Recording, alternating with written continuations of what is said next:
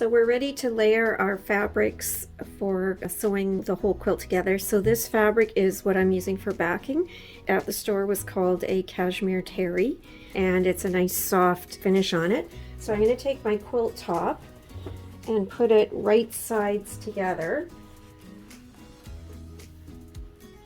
on top of this. And then I am going to trim the backing so that it is the exact same size as the top of the quilt. And you can either do that with the rotary cutter or with a pair of shears. This is a little bit larger than my cutting mat, so I'm just going to use a pair of shears to cut around it.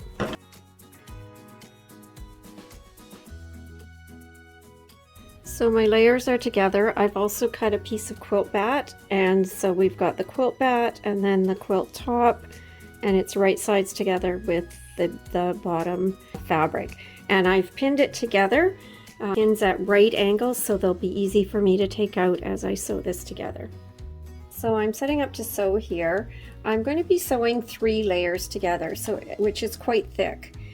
What happens on the sewing machine when you sew something together that has this amount of thickness is that the feed dog moves the bottom layer, but there's nothing moving the top layer, and so it tends to feed on evenly, and you can end up at the end of a row with the fabrics not coming all together. And so you can compensate for that with something called a walking foot, and this can be a separate attachment for your machine, or if you have a more expensive machine, it might be built into it. And so my machine has a built-in one.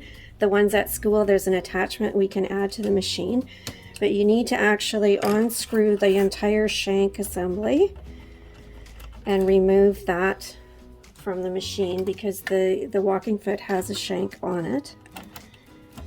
And the ones at school look a little different. Like I said, mine has a built-in feature, so it's a little bit different putting it in. So with mine, I just raise the foot, and then there's this piece at the back that I lower down. And what this does essentially is give you feed dogs on the top and on the bottom. And the ones at school, like I said, they work a little differently because they don't have that built-in piece, but the walking foot has that feed dog on the top as well as the one on the bottom, and so you get more even feeding. So I use this a lot when I'm quilting layers together. I also use it if I'm sewing with fleece, for example, like if I wanted to make a hoodie or something like that. I find that you get more even stitching if you've got that extra feed dog helping you out. So I've decided that I'm leaving my opening on the middle of the bottom. Again, you don't want to leave your opening at a corner because it's harder to make it look nice when you're done. This opening is going to be bigger because it's a larger item that I have to pull through it. So I'm going to leave probably about a hand's width there. So about 5 inches, 10 to 12 centimeters. I don't like to make it too big because I don't want too much to have to sew together when I'm done. I'm going to do a little wider than a 1/4 inch for this particular way to sew a quilt together. And so again, I can't use the 1/4 inch foot with the walking foot. I'm going to sew probably about 1 centimeter or 1.3 centimeters from the edge rather than the 1/4 inch 6 millimeter distance from the edge. So again, you're just starting with your normal stitching, back stitching. Again, I'm going to use the corner method. I'm going to go to 1.5.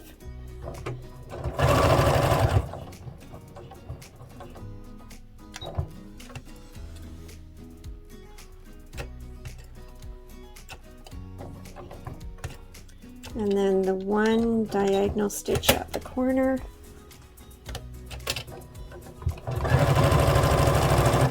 And then back to 2.5.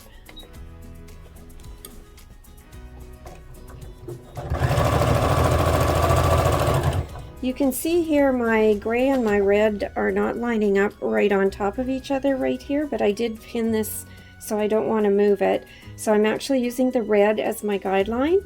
I'm still catching the gray there, so that's going to work.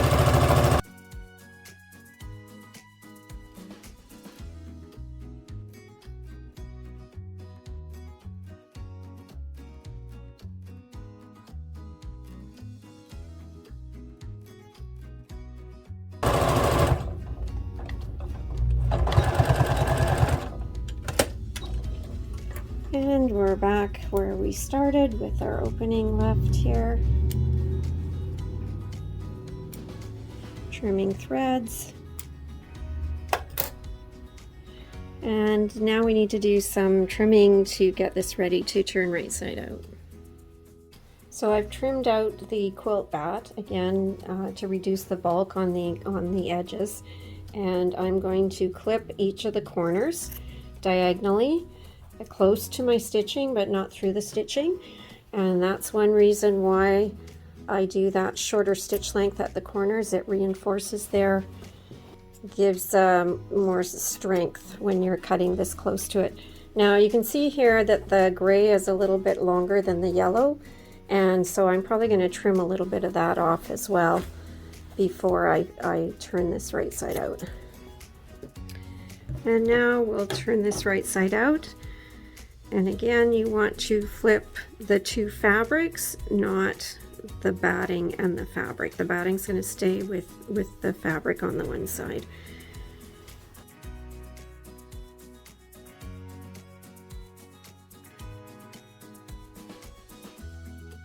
And push out your corners with a pen or a pencil.